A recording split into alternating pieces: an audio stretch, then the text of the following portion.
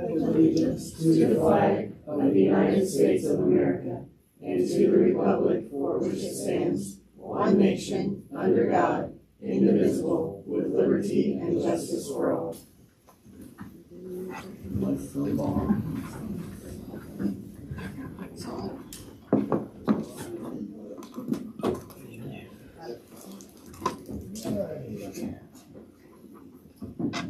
Item 2C, preview approval of the agenda. Chair to entertain a motion. I move to approve the agenda as presented. Second. All in favor say aye. Aye. All opposed? Next item, approval of the consent agenda. Chair to entertain a motion to approve the consent agenda. I'll move to approve the consent agenda as presented. Second. Any discussions? Hearing none, all in favor say aye. Aye. All opposed? Motion passes. Item 4A, audience delegations. Susan, do we have anybody? No, there were none. Item 4B, MSBA delegate report. You got anything this? It's actually pretty simple. They just recapped the conference held back in November. That's what it was. And, which I already gave you all that. This they did have on there, and I didn't see this because this was at the safety part of it, but it says that at the conference they announced that the Department of Public Safety is providing funding for all school districts in Missouri to receive for free the application for the emergency operations and planning that MSBA has. So the application and online training as well as the support will be available to all school districts in the state of Missouri.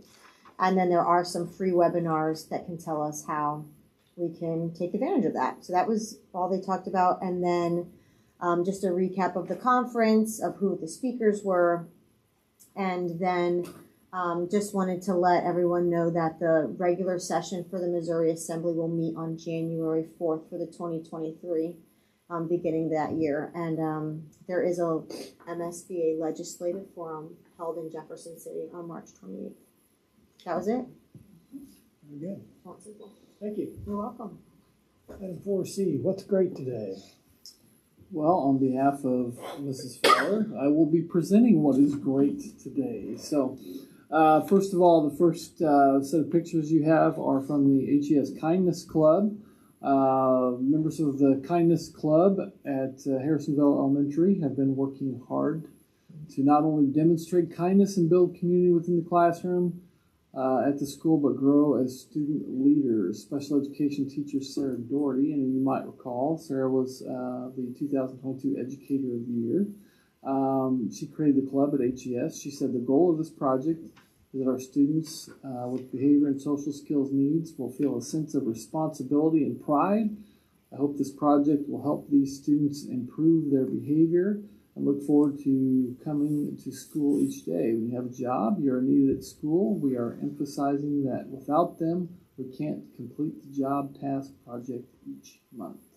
She went on to say the intention is that they will help build and strengthen relationships in each classroom. We're hoping this will also help build confidence, responsibility, pride, and happiness in our club members. And then, so some of those pictures that are presented there, the September, the Kindness Club planned a scavenger hunt for classes. October, they provided classes with a chance to work together. They provided styrofoam pumpkins. Each class decorated or decided how to decorate their pumpkin, carried out their plans. In November, the Kindness Club provided a construction paper leaf to every student and staff member. They asked everyone to write what they were thankful for on the leaf, and they created the display in the hallway. December's activities, was a holiday door decorating contest with the theme Wildcats in Winter. She went on to say, Mrs. Doherty went on to say, the Kindness Club has worked so hard during the first semester. The students really seem to take pride in what they are doing. I love seeing them collaborate and work together to create and execute each project. I can't wait to see what the rest of the year brings. The second thing that we want to focus on is the giving back to our community. We're really excited that we have the Senior Citizens Banquet back after a 2-year hiatus. It's really something exciting that we get to participate in with our community and that interaction with our students and senior citizens. So it's really neat activity. Then the HMS Veterans Day fundraiser raised $1,500 more than any previous year, which was $2,400 to the Veterans Community Project in KC. Shop with the Cop videos. The broadcast class partnered with Harrisonville Police Department, and they raised funds for Shop with the Cop. If you followed along, it's usually on Facebook. They have their videos. They're always pretty funny, so they do a good job. This year it was Police versus Fire Family Feud. And if you want to go back and look, you can see that on the HPD or our school Facebook page. Then the National Art Honor Society students painted business windows around the square with the holiday scene. So that's some of those activities. And those are great, by the They way. look good. Really did do I like this. fantastic. And then the next item is just focus on some of our marketing interns from Career Center. So we have 7 high school students getting real world experience through our new marketing intern program at the Career Center. The students are completing internships with businesses in the community as part of their coursework. So you have Aubrey Hall participating with the Blue River Church of Christ, Alyssa Mead, Bonafide Bakery, Josie Moore, Artisans Corner, Court Davini, Studio Blush, Dayton Hoffman, Red Barn Ranch, Maddie Lawman, and Minda Schroeder are with the Harrisonville School District. And I think Minda helps at the Chamber as well. So a lot of those things are part of our strategic plan that we'll mention later with part of that process of the real world learning and market value assets. So that's what's great today. Thanks, Paul. Item 5A, monthly information items. It's an information item. Any questions from the board? You want a public content or I have some questions on some of the administrators. Okay. Do that now. All right. I wanted to ask Miss ECC, Miss Becky. Okay. Miss ECC. Miss ECC it's kind of a combination between Becky and with Trisha. Just from last meeting, I was thinking about just some things that have been brought forth, and then next year the curriculum, the resource change from ECC changing to what you guys are using, so it's more cohesive.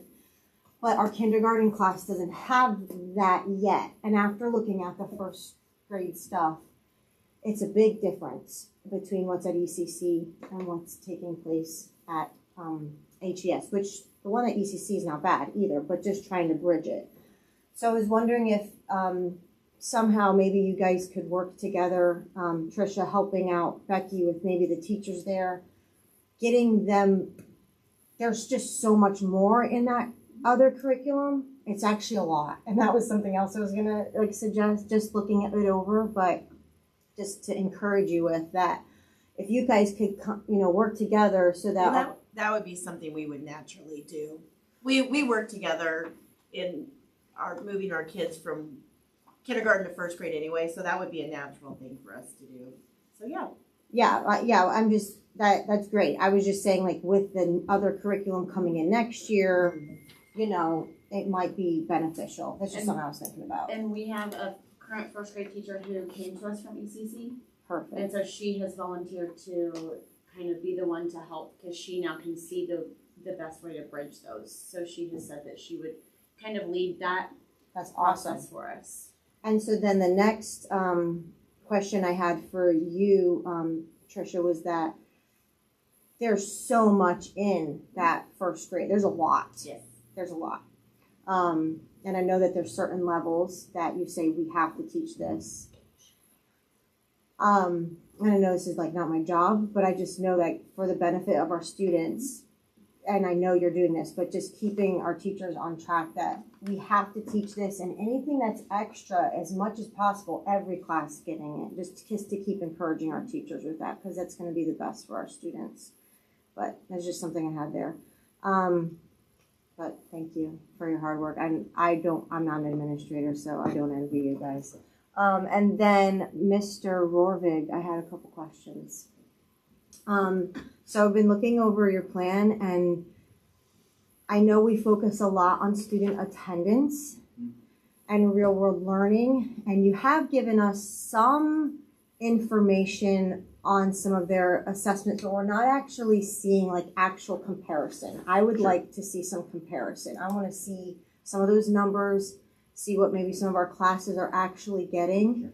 That would be something that I know for me as a parent, as well as a board member, I would like to see those actual numbers if possible. I'll work on trying to. I'm still getting very used to this software.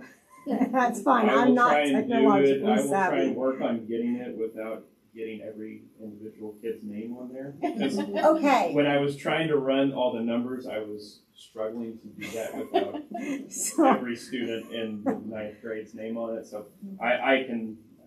yeah, I would like to see that as a board member. And then, you know, HMS talks a lot about our discipline, which is fantastic. I know that they've been working on that. What's it like for the high school? Like, what does it look like for that with our students? As in, like, are we using BIST? What do we do in that level? I mean, there are some BIST principles that we try and use. I mean, we've worked a lot the last few years, I think, on really trying to also utilize some trauma-informed practices.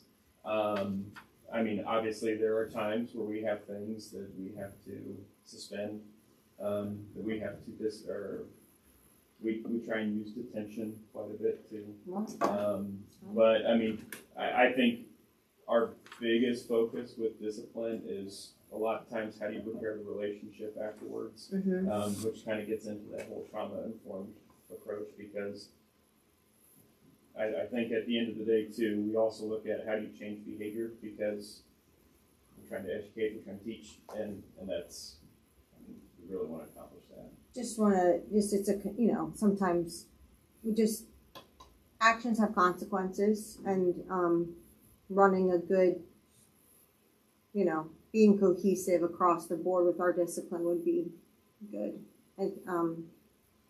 And then do your teachers know what happens if they're sent to the office? Do you guys inform them, like, the steps taken? We try to communicate that.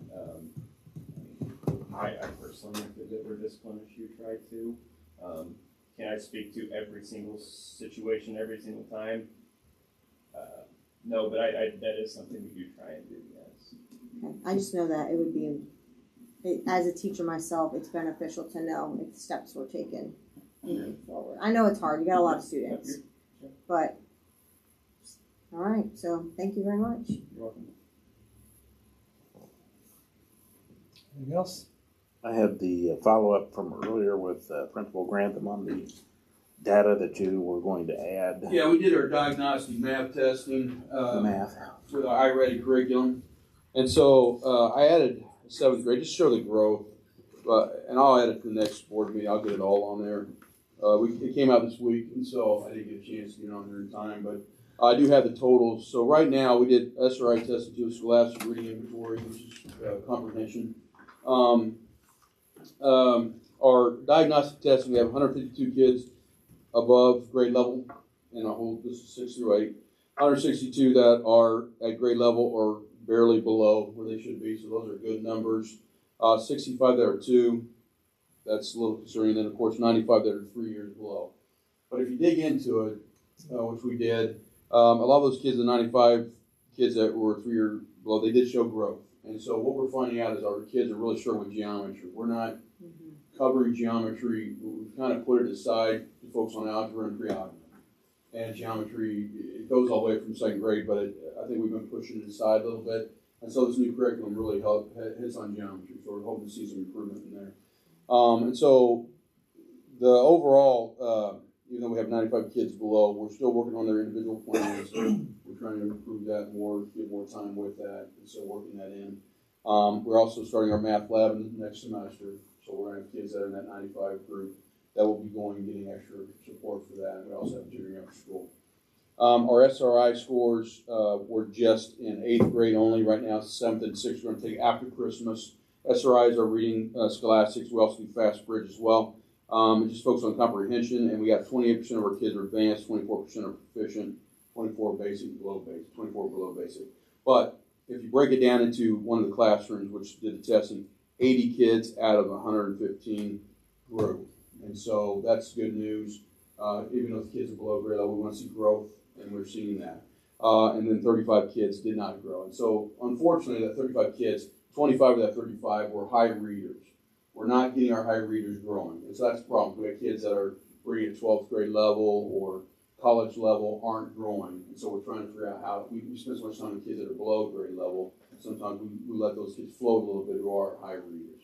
So that's our next step, is seeing how we can reach those kids that are on that upper level. But we did see 80 kids out of 115 grow. We're pretty stoked about that. So that was good news. Well, we're doing something right, because Logan complained about the math testing all the time. So good job. Good job, Mr. Gray. Blanks equal good.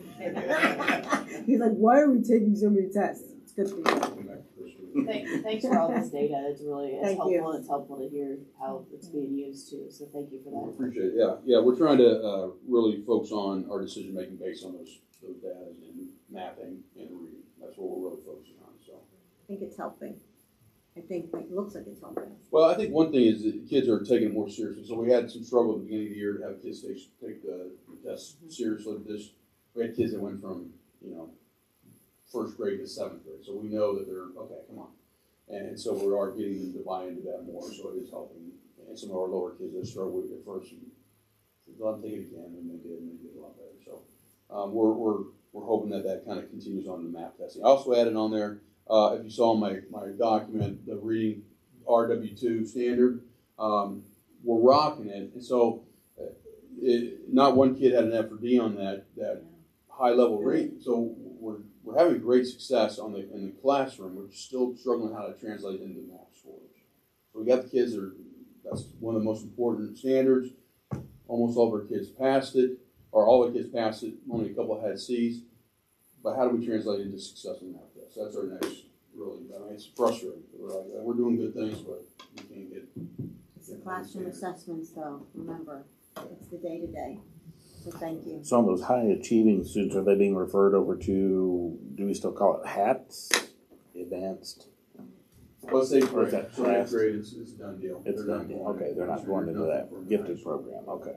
I mean, we floated some thoughts. I mean, I have a thought that maybe we start thinking outside the box and those kids start taking freshman classes. That'd be my thought. Let's start pushing those kids into college faster. On the other hand, we can get them into some advanced classes. We do math, why can't we do another class? So that's something that we would like to entertain and look in the future, how we can accommodate that. But, that's a whole another issue, so we'll do that. But that's a thought. Traditionally, students who are enriching or in a high level learning, they're already reading all the way through K-8, very high levels. It's also hard to find things for them to read that's appropriate at that grade level. So a lot of stuff that legal you're talking about college level reading is adult level content, but they're eighth graders. So to find things that are, pushing them is difficult to do. But Ms. Parker's working on that too, so she's a great writer and she's working. Any other questions? Thanks, guys. Thank you. Appreciate it. Item 5B, partner organization, Bright Futures. I'm Lacey Dominic. I'm the Bright Futures Chair for anybody that doesn't know. So myself, along with 18 other Bright Future Advisory Board members, we work to execute many different programs that Bright Futures has to offer. I will not talk about all of them. We'd be here all night. We have over 20, but I'll highlight a few. But for those that don't know, Bright Futures is just a community-based organization where we aim to meet the needs of the students in the community, partnering with our community resources and the partners of the community. So a partner can be a business, a faith-based organization, parents or volunteers, social and human services, as well as just the people in the schools as well. And we encourage those partners to give their time, talent, and treasure to help support the different programs that we have out there to meet the needs of these kids. And these could be just basic physical needs, but also we work to help meet like the emotional needs of children as well by giving them opportunity to interact with positive adult role models. Since July, we've met more than 1,100 individual needs. So those would be things like school supplies, clothing, shoes, hygiene items, winter wear, hats, gloves, coats. What that doesn't include is the students that we are supporting in our Food for Thought program.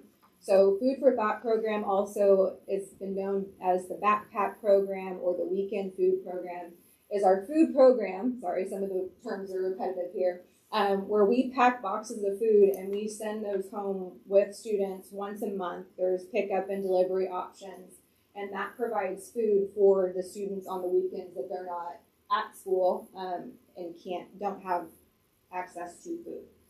So we actually have 158 students participating in that program at this point in time.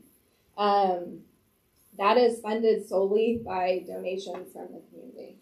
And everybody knows that when you go to the grocery store right now, your grocery bill is going up. So our grocery bill has went up as well to support this program. It's actually went up about $5 per kid. So that's a very large increase for us year over year as we continue to support this and we have more kids. What I also think is cool, and I learned this just recently, when this program started, I can't remember exactly how long ago, we were supporting 4 kids. And so we went from supporting 4 kids to 158 kids. So I just think that that's really neat. We are doing a current 12 days of giving. Jill has sent out some stuff in our Bright Futures letters, and I think it's also just been in the Connections letters.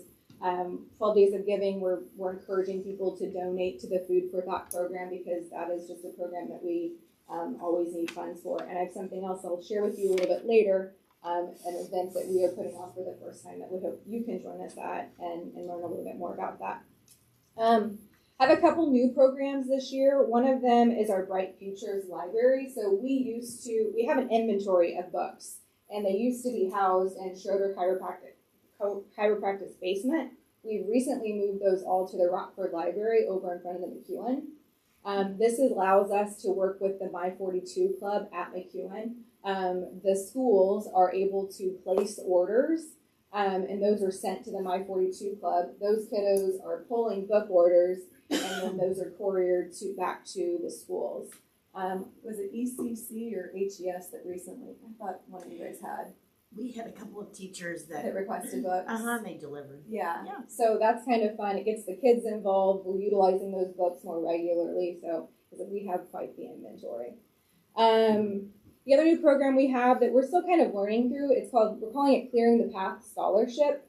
We became aware a couple of years ago that there's high school students that are taking these advanced placement courses and dual credit courses. And we felt like maybe some kids were not enrolling in those because they didn't have the financial means to enroll in them. And we wanted to remove that hurdle for them.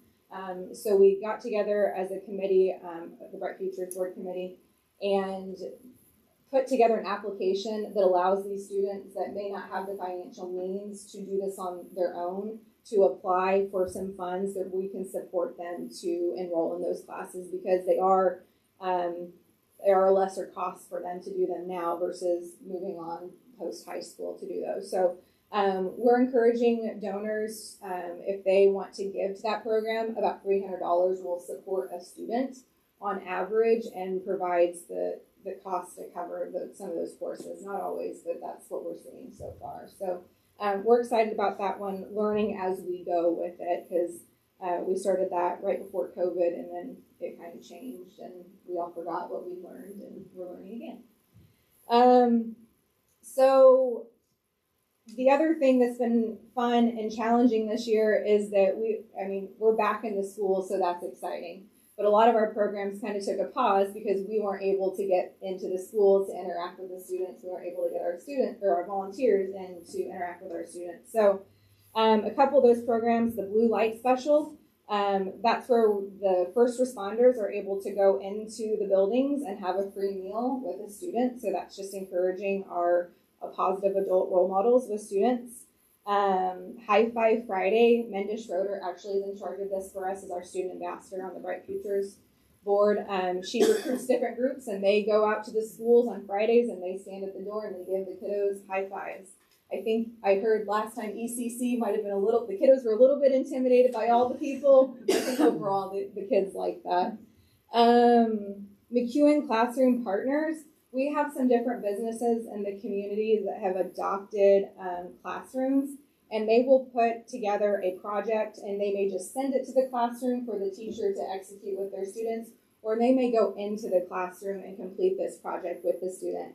And we have actually 8 community partners at this point, and those are all at McEwen. We actually have a couple at HES as well. Lunch buddies, we pair an adult with a kiddo at McEwen, and that person gets to just come in and enjoy a meal with a student. Again, just encouraging that positive adult interaction where they may not get that elsewhere. And then just this past week, we completed up our holiday adopt-a-family, and this year we served 140 children. And those gifts were all distributed earlier this week. So we continue to have our Station 42. Station 42 is where we house all of our clothing, and we open that up once a month. Student or families can sign up. It's a sign-up scheduled time where they can come in and shop for clothing that their kiddos may need. So we're continuing to do that.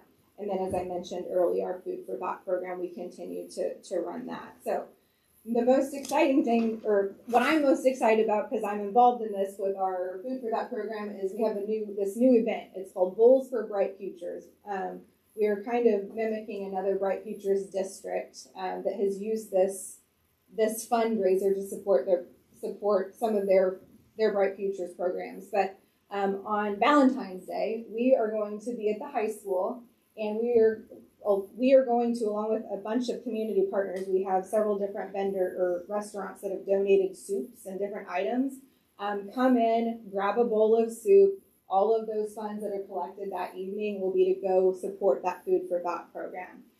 We've also got some local vendors, pottery makers, that are going to create some bowls that you'll be able to bid on. So it'll be an online auction as well as an in-person auction as well.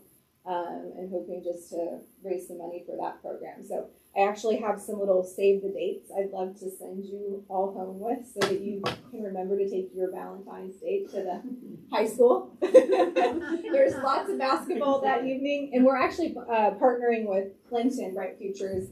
We're going to do some friendly competition, like if they bring in some items, they'll get part of the funds that we raise for our Chuck the Duck. If anybody's familiar with Chuck the Duck, the high school sells rubber duckies the night of the basketball game, and at halftime they throw them into the pool, and the closest to the pool gets the funds for that 50-50. So we'll partner with Clinton Bright Futures organization for that as well. So any questions? I'm glad you clarified that. I wrote down bowls for Bright Futures. I thought you said bowls too. Bowls. I know. I was like, bowl right, I could just do that. That might be a grab. No, bowls, yes. Sorry, that's a better visual. Yes. I was wondering what the ask was going to be. So I hope you can join us on Valentine's Day for that first time event. We're excited about that. Sounds very busy. Yes, thank you. Thank We you are very so busy. much. All those programs are so good. Well, we're just glad to kickstart many of them. So, any point of you have any questions? Call Doug. Thank you, Lacey. And Appreciate that. you may leave these over here for everybody to grab on the way out. Thank you very much. Thank you, Grace. Item 6A, assessment and evaluation of district programs. Deb, this is you, I believe. All right. Here we are at the end of November, financials already. 42% of our fiscal year complete. Overall, the revenues are at 25%. We did start to get a pretty good chunk of county money in December, so that's starting to roll. Year to date, our revenues are up from last year in the general fund. Probably 3 basic reasons for that. Interest earnings are way better than last year. Food service sales, now that everybody has to pay again, and then our transportation money is up from last year. Year-to-date revenues in the capital projects fund is a little bit higher than last year, and that was the $1 million in ESSER funds that we received for our HVAC projects there. So on the expenditure side, we're at 43% of our budget. Compared to last year, we're pretty much the same as last year, except for capital projects and the bonds, so that's a little bit off kilter. Fund balance wise, we're at 22.11% for the funds 1 and 2, up from 18.6% last year. Year to date, our expenditures are still over revenues of about 2.4 million, but that will start to even off here pretty soon. Cash and investments, we're sitting at 11.9 million. And 1.6 million of that is bond proceeds. So we haven't received pay apps from Newkirk Novak for a couple months. So I would imagine as they go over their punch list, and we should get something here in January or February to pretty much conclude that project. And any questions? That is such a healthy fund balance for this time of year. It's very impressive. Good job. Good job, Paul. Very good. Item 6B, strategic plan update. Just a couple of things. Submitted our strategic plan to DESE for the MSIP review. Anticipate that'll go well, so we'll expect feedback in the next couple of months on that. Jenny mentioned MSBA, the safety webinar for the EOP. I did sign up for that, which will be in January. So hopefully we'll get to get some free resources there to help with our emergency planning. And then just wanted to talk a little bit about some of the exciting things. So today I had the opportunity to go around the district and see some exciting things. I wanted to point some of those out. So I went to the middle school, and I saw probably the best middle school jazz band I've ever seen. Yep, they are very good. And I saw Mr. Grantham dancing in the office. They were doing a good job.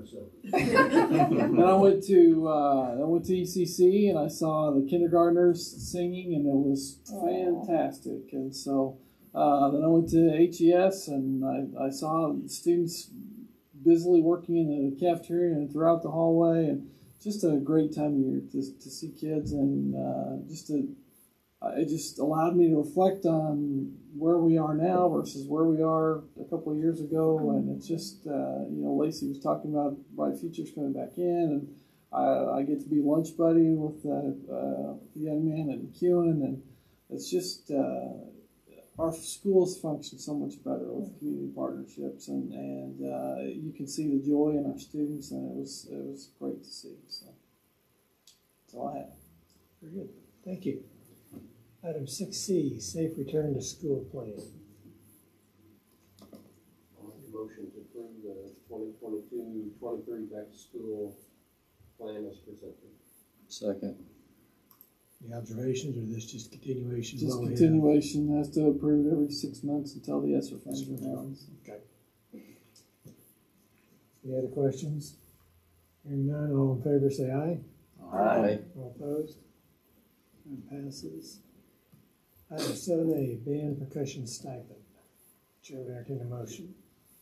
A motion to approve an additional stipend for band percussion in the amount of $3,500 beginning in August of 2023. Second. Motion second. Discussion? So Brent is making this recommendation based on just feedback that we've heard from band, and we feel like this will enhance our not only our performances but our opportunities for our students. I know drumline in particular is something that we would like to see brought back and introduced, and so that we feel like this would help in that process. So. Seeing no questions, all in favor say aye. Aye. All opposed? Motion passes. Nothing under 8. Brings us to number 9, adjournment. I move to adjourn the regular meeting. Second. Motion second, I'm assuming no discussion. All in favor say aye. Aye. All opposed? We stand adjourned. Hey,